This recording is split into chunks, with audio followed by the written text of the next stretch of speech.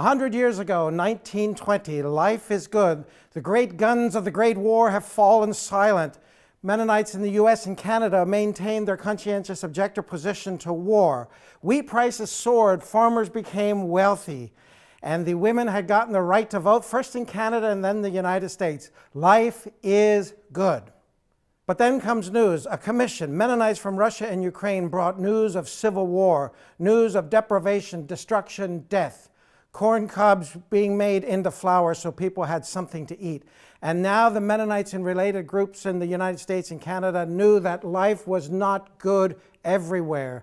This weighed on their collective conscience. And so people responded and tried to make a difference. A group assembled in Elkhart, Indiana, Prairie Street Mennonite Church to form an organization to respond. Out of that, in July 1920, comes the Mennonite Central Committee. They decide to send 3 young men as an assessment team to have a look at what's going on in these Mennonite communities. Ori Miller, Clayton Kratz, Arthur Schlegel set sail from New York City in September 1920. They head first to Constantinople, and from there, Miller and Kratz go into Russia. There did they discover that the reports that they've been told are indeed true. Back in the U.S. and Canada, people want to respond. Folks gathered together in Herbert, Saskatchewan in 1920 to hold a benefit auction to support this new work. The church stands ready to respond to the needs in Russia and Ukraine. But this quickly assembled response didn't build hope quickly. Unfortunately, of the 2 young men who went into these Mennonite communities, one of them, Clayton Kratz, disappeared.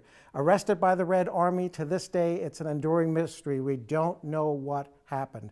The first shipment out of Constantinople across the Black Sea into Crimea was unable to be delivered because of the fighting in Crimea. The ship's captain rerouted the ship to a port in Romania on the western part of the Black Sea, offloaded it because he needed to get to responsibilities elsewhere. After weeks, all that material was brought back again to Constantinople. Weeks, and there's no progress. In the meantime, people are dying. But these thwarted efforts did not stop the energy. The decision was made, let's get to work. And so in Constantinople, ministries developed with the resources from Mennonite Central Committee to work with refugees. Venora Weaver and Vesta Zook arrived in the spring of 1921 to work with refugees.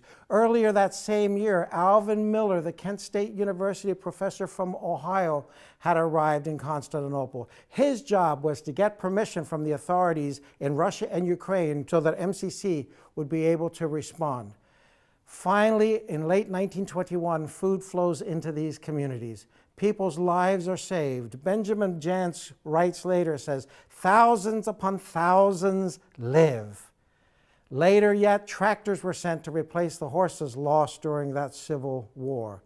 These 2 uncertain years, from 1920 to 1922, provide sufficient platform to launch a century of ministry.